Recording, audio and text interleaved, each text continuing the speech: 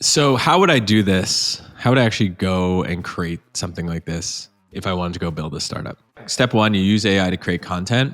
Step two is that just creates this SEO juice. And step three is you monetize initially by affiliate. And that's the playbook. That's the idea. I hope someone takes it. It's a no-brainer. Oh, and by the way, I think that this is easily $100,000 a month business. The Startup Ideas Podcast. Sipping time, baby. Hello, everybody. It's me, Greg Isenberg. I'm doing a solo podcast today from my home in the mountains of Canada. And I've got a lot of ideas today, but there's one in particular I want to share. And I hope someone takes this idea. And then towards the end of the episode, I will share 4 or 5 ideas that people have sent to me, and hopefully it'll get your creative juices flowing. So let's get right into it. I came across an article about microplastics recently. I didn't know this, but tea bags have billions of microplastics in them. So it's not just water bottles and stuff like that. And this whole microplastics thing is, everyone's talking about it. And apparently they found that some huge percentage of men have microplastics in their testicles. So it went viral after that. In this article, I saw a link to one of the scientific journals, Nature or Science, or one of them. And I started reading one of the scientific papers, and it was just so dense. I mean, it's written for scientists. So hence my idea, that was the insight. The insight is there's tons of cool things going on in scientific papers, but they are written for scientists. What if we can extract, probably using AI, insights from scientific papers, curate it, and write it in plain English for people to read? I think that a lot of people would be down with that. So I'm going to I'll share my screen to give you a sense of how I think about these things, and how I come up with, some of these ideas. So I had that insight, and then I went to Perplexity.ai, the AI search engine, and I was just like, what are the best places to find scientific journals and research papers? Turns out there's Google Scholar, which indexes 200 million scholarly articles across disciplines. There's Base, which indexes 136 million academic documents. There's Core, which is 136 million. And then there's Semantic Scholar, which has 40 million articles. So first of all, I read that and I was like, whoa, I didn't realize that there were that many academic articles. Think about how many insights are in these. I mean, of course, some are less relevant to the average person than others.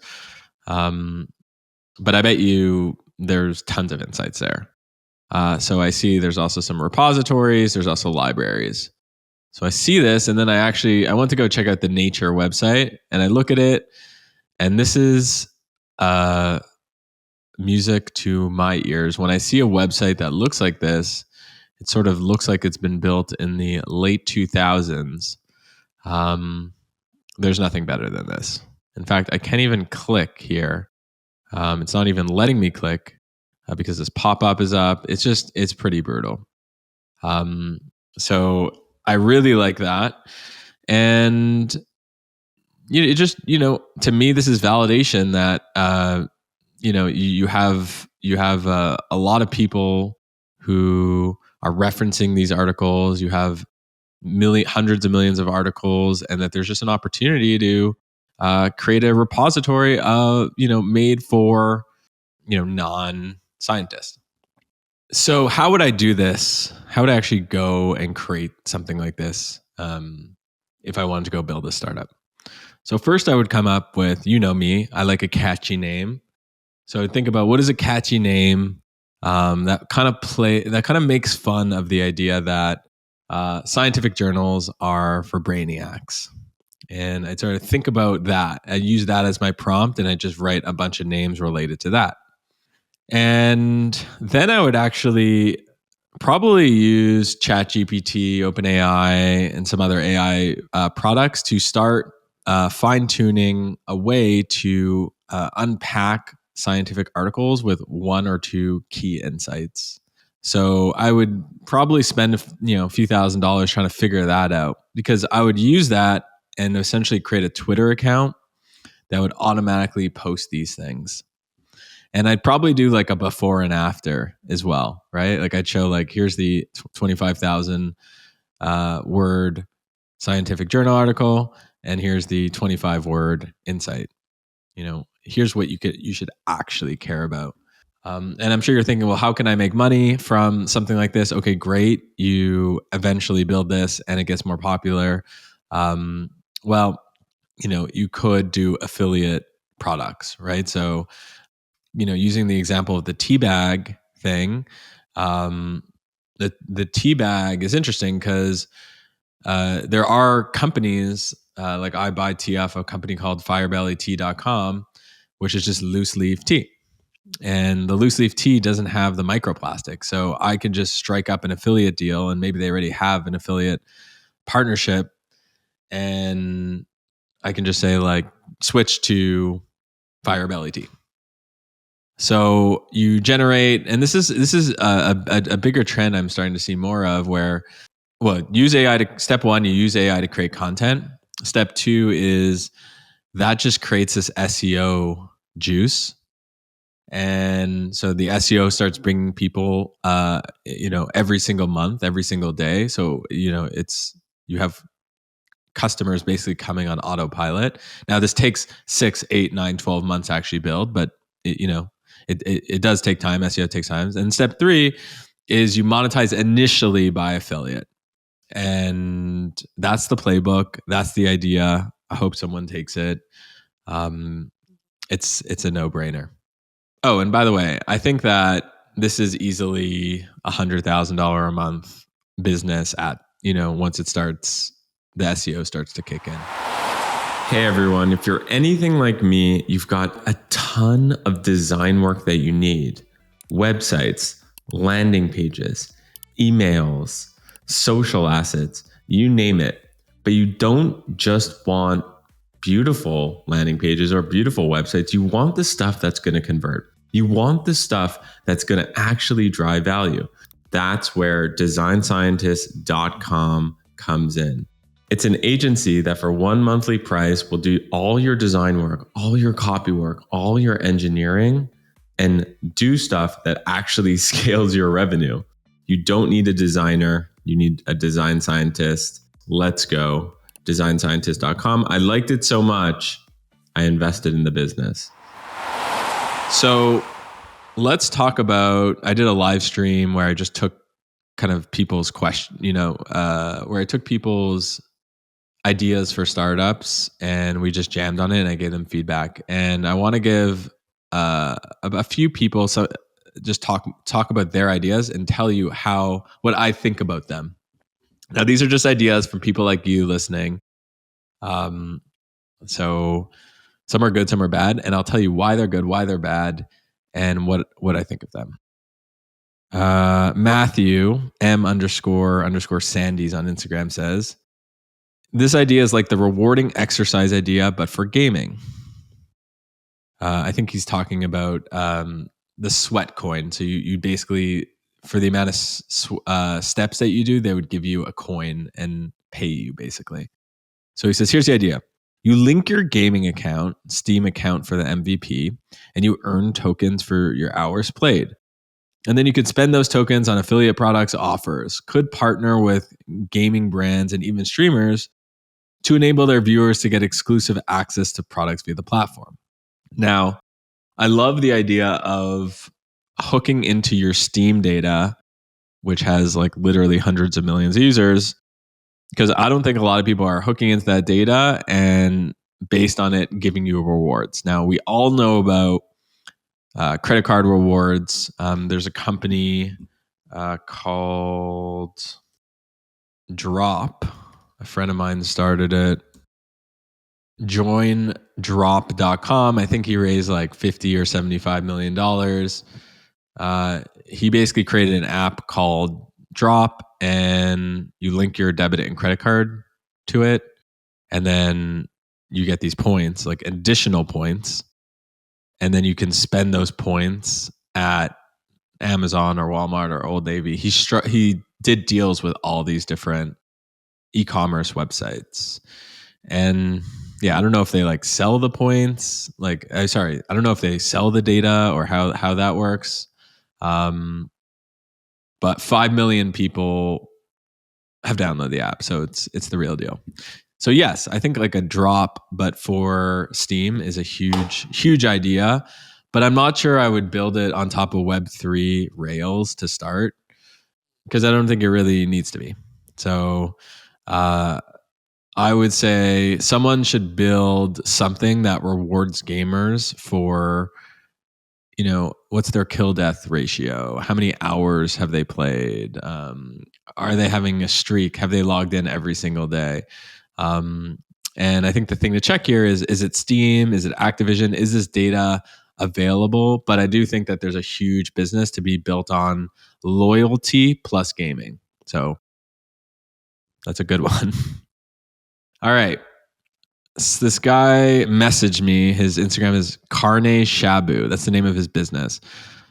I'm working on a grass-fed Wagyu beef fried meat snack. We're targeting mostly women, so think of it like carnivore snacks for women. So then I go to his Instagram. Well, first of all, I go to the Instagram. I just assume it was a woman who was messaging me, and then it's like, not at all. He says he's targeting women, and it's this, white guy with a hat and like a big beard, like eating meat. It's like the complete opposite. Yes, he is wearing a pink hat in one of them, but this dude is a male.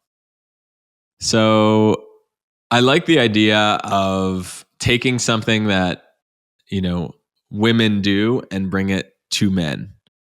Women wear makeup.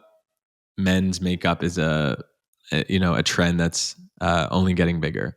You can just go through the list of things that are popular for women and see if that makes sense for men, and vice versa. What's something that's become popular for men or is popular for men, and what can you bring to women? Now, if you're going to do that, you got to make sure that it's authentic, because I think anyone who's going to go to this Instagram, if you're a woman, you're going to be like, it's just, just because you're wearing a pink hat doesn't mean it's connecting with me. So I like the idea of this. I just think that if I was him, I would work with a creator and I wouldn't be seen at all in front of the camera. I don't think that he's the right creator. It just doesn't have creator product market fit. And that's something for you to think about is, when you're building your business, because, every business now is a creator business, are you the right creator for it, or should someone else be? And being honest with that is really important. Now, I want you to think about what are some typically male products or typically female products, and can you bring it to the other gender? Because I think that framework for thinking about startup ideas is a winning one. And I think what I often do is, if I come up with an idea, let's say makeup for men, I mean, that's quite an obvious one, but something like that. Then I go to Google Trends, and then I'll go to see, okay, where has makeup for men, where has that gone, in terms of trends over the last 12, 18, 5 years, 12, 18 months, 5 years. So it's good to come up with the theses and then double check it with the data. And the other sort of bonus idea to this is, what you could do is you can find something that starts to be trending for women, let's say, and then bring it to men, right? So you don't have to, something that's very new and then bring it to men. And again, it doesn't need to be positioned exactly this is for men or this is for women, but just from a creator standpoint, a branding perspective, a positioning perspective, a messaging perspective. Like, another idea would be like a candle company for men. Candles are getting more and more popular. Is there an opportunity to create like the de facto men's candle company? All right, let's go to the next idea. We're on a roll here.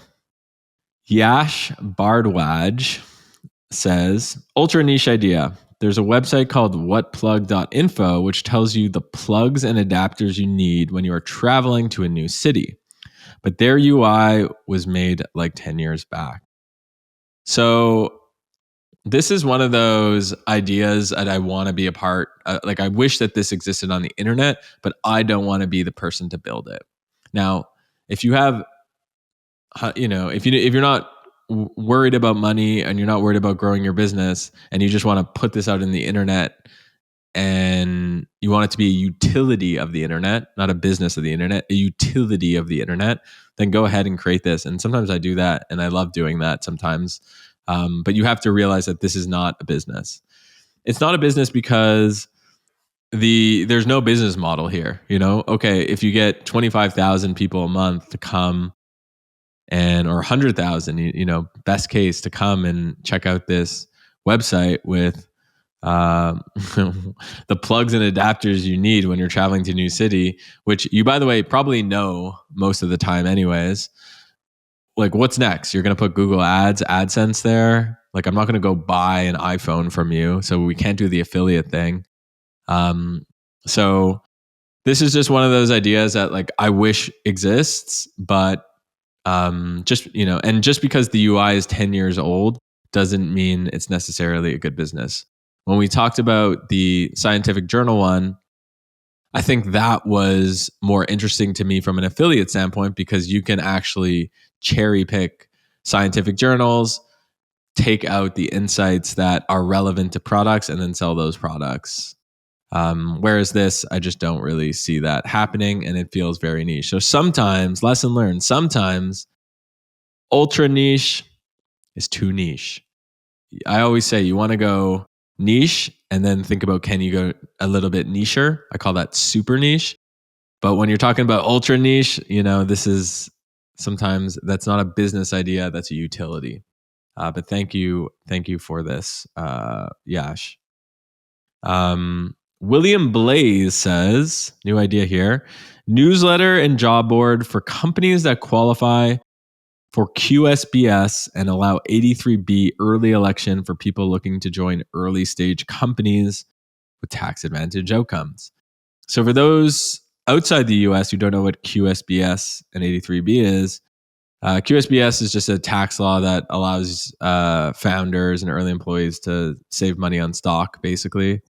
And 83B is the same sort of idea. It's a tax way for early employees, founders to save money on stock.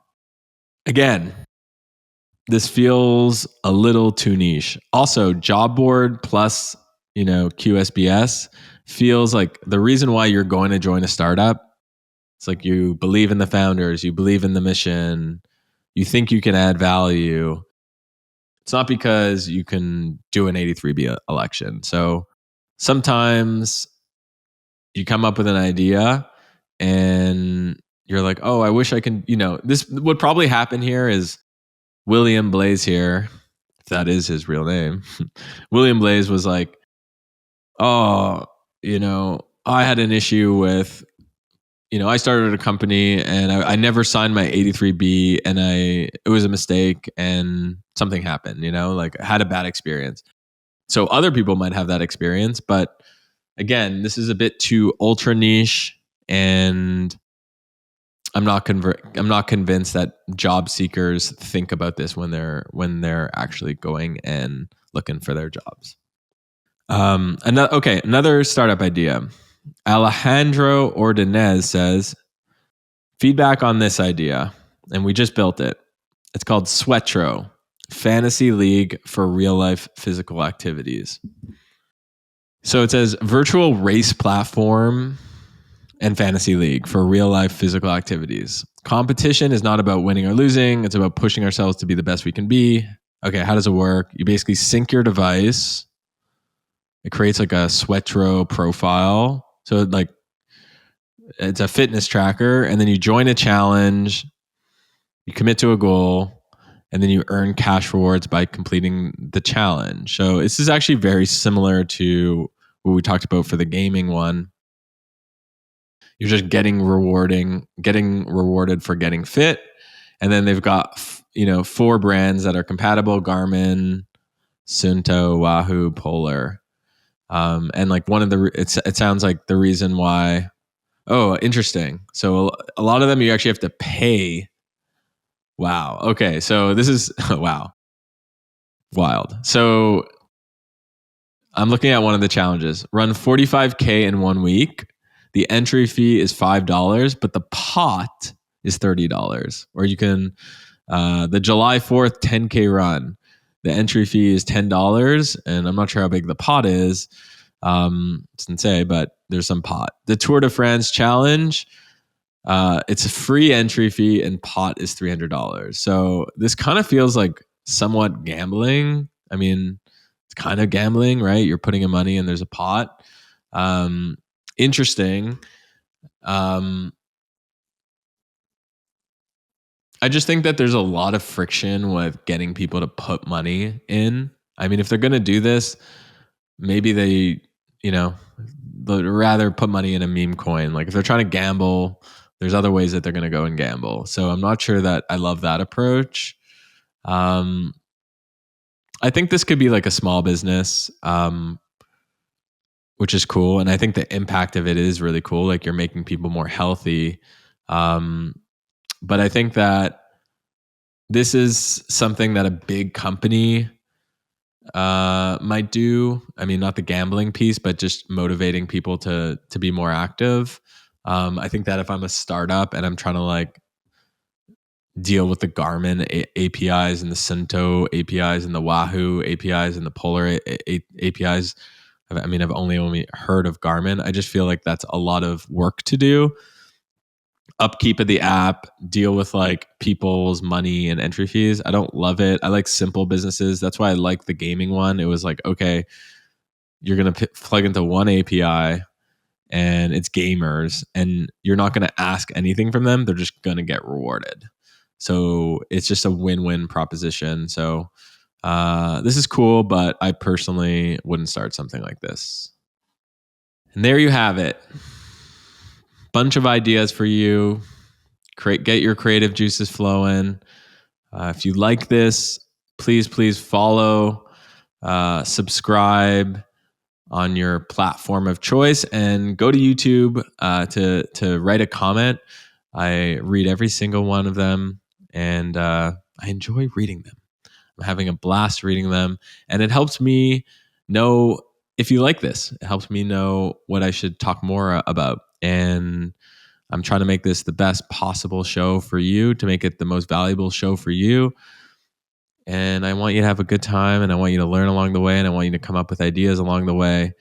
And you're going to take one of these ideas sometime, and you're going to build something big. So it's been real. I'll see you later. And thanks for tuning in. Later.